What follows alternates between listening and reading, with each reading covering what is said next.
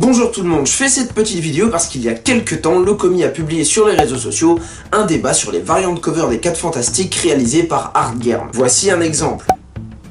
Et dans les commentaires, quelqu'un qu'on va nommer Jean-Charles du 35 a écrit, et d'ailleurs ce n'est pas la première fois que je lis ce genre d'aberration, il a écrit qu'il n'aimait pas le dessin à la tablette graphique parce que c'est trop facile.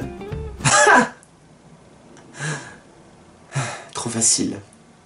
Sache que c'est con parce que si tu t'imagines que le dessin se fait tout seul, bah t'es pas dans la merde.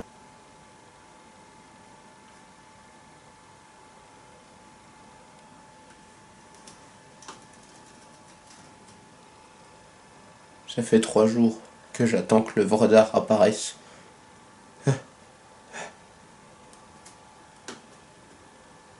Et puis dire un truc pareil, c'est comme si un peintre dirait attends, excuse-moi, mais moi j'aime pas le crayon parce que c'est trop facile. Alors tu as le droit de dire que tu n'aimes ou que tu n'aimes pas le travail d'un artiste. Mais s'il te plaît, dis pas de conneries. La tablette graphique, c'est avant tout un outil, comme le pinceau ou le crayon, et chaque outil a ses difficultés. Tout d'abord, que ce soit pour le digital painting, la peinture ou le dessin sur papier, vous devez maîtriser les notions de proportion, d'ombre et de lumière, de couleur, de perspective, etc. Mais pour le digital painting, d'autres facteurs entrent en compte. Déjà, la tablette, et il faut savoir qu'il y a 2 types de tablettes. Tout d'abord, le pad, comme celle que moi j'utilise, qui est assez compliqué à prendre en main parce que lorsque vous dessinez, vous devez regarder votre écran pour savoir ce que vous faites. Au début, c'est assez perturbant quand on n'a jamais utilisé de tablette graphique parce que bah voilà, tout simplement on commençait à viser avec un truc sur l'écran. Au tout début ça va être vraiment bizarre, mais après vous allez très vite vous y habituer. Après il y a celle avec écran incorporé qui est beaucoup plus facile à prendre en main. Et ensuite il y a le programme utilisé qu'il faut maîtriser, c'est-à-dire Photoshop pour la plupart. Il faut bien connaître l'utilité de chaque outil, savoir utiliser les calques de réglage, les modes de fusion, les brushes, etc.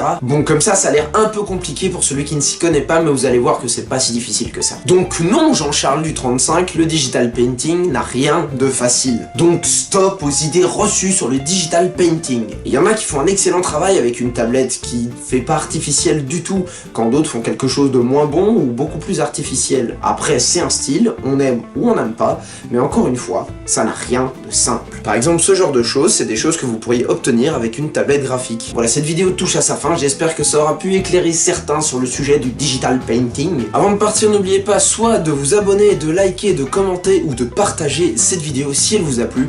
N'oubliez pas aussi de me rejoindre sur mes réseaux sociaux qui sont dans la description, à savoir Facebook, Twitter, Instagram, vous connaissez la chanson. Moi je vous laisse parce qu'il y a la saison 5 de Fortnite qui vient de sortir, je vous fais plein de bisous, je vous dis à très bientôt pour de prochaines vidéos. Ciao.